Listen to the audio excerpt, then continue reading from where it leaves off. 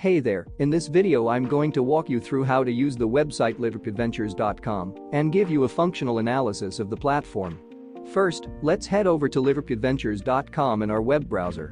Once the homepage loads, you'll see a clean, modern design with a clear focus on the content, stories and resources related to the LitRP genre. At the top, there's a navigation menu that allows you to quickly access different sections of the site, like the library of stories, resources for writers, and a community forum. I find this really helpful for being able to discover new books or connect with other fans of the genre. Scrolling down the homepage, you'll see featured stories and articles.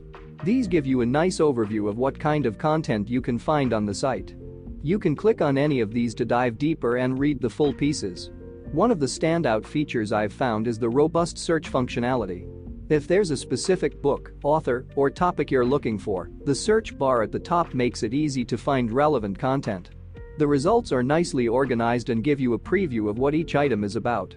Another really useful part of the site is the resources section.